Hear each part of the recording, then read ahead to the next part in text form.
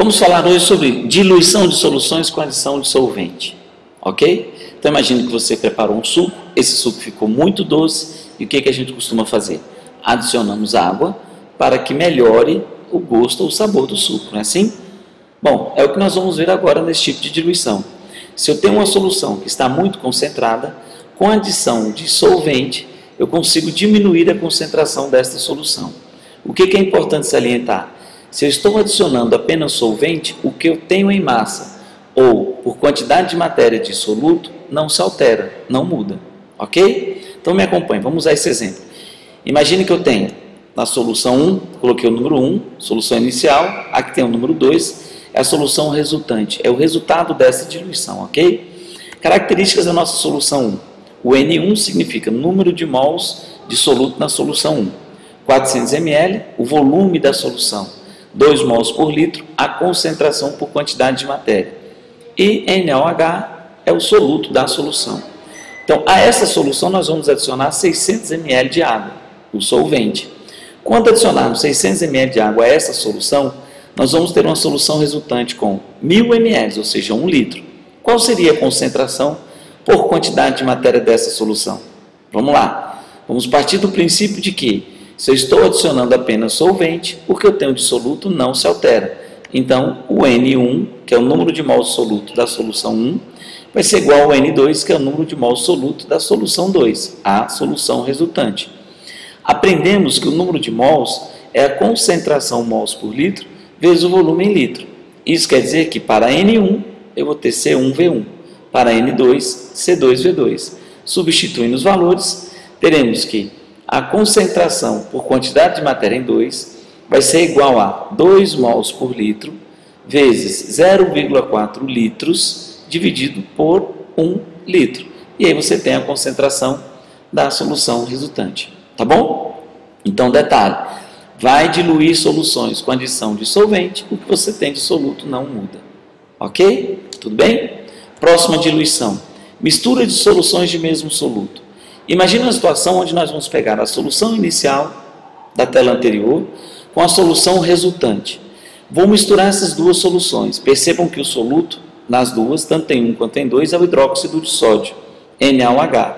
Então, quando eu misturar essas duas soluções, eu vou ter uma solução resultante com 1.400 ml, que é o volume total quando se mistura 1 e 2, 400 ml mais 1.000 ml.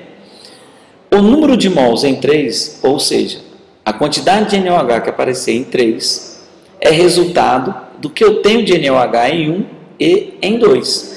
Isso quer dizer o seguinte, que meu N3 vai ser igual ao meu N1 mais o meu N2. Ok? O que aparece de soluto na solução resultante corresponde à soma do que eu tenho de soluto nas misturas que eu misturei. Tá bom? Partindo desse princípio, você tem então essa expressão. E partindo dessa expressão, você pode calcular a concentração em 3. Né? Então, teremos que C3V3 é igual a C1V1 mais C2V2. Substituindo os valores, C3 vai ser igual a 2 mols por litro vezes 0,4 litros, que é C1V1, mais 0,8 mols por litro vezes 1 litro, que é C2V2, dividido por 1,4 litros, que é 1.400 ml, é o meu V3. Feito isso, você tem a concentração da solução resultante.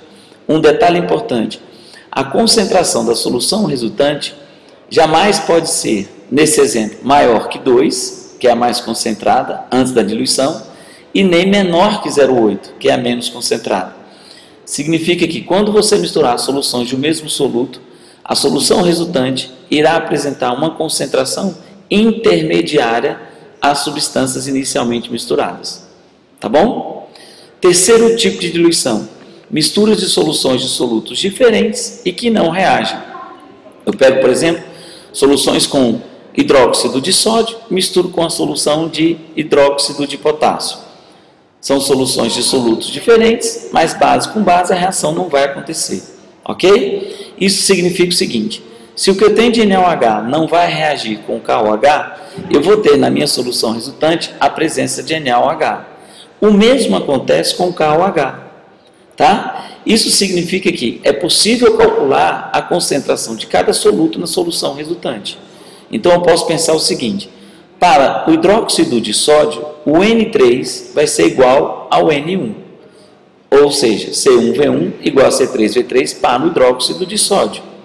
Tá? Substituindo os valores, você tem como calcular a concentração em 3 do hidróxido de sódio. Então percebam que a solução 2 está atuando apenas como solvente da 1. Ela está apenas diluindo a 1. O mesmo acontece com a 2. A solução 1 vai atuar apenas como solvente da 2. Partindo desse princípio, você pode calcular a concentração em 3 de hidróxido de potássio. O que vai aparecer de hidróxido de potássio em 3 é o que vem de hidróxido de potássio da 2. Então, N2 é igual a N3 para o hidróxido de potássio. C2V2, C3V3. Substituindo os valores, você tem a concentração de hidróxido de potássio na solução resultante. Tudo bem?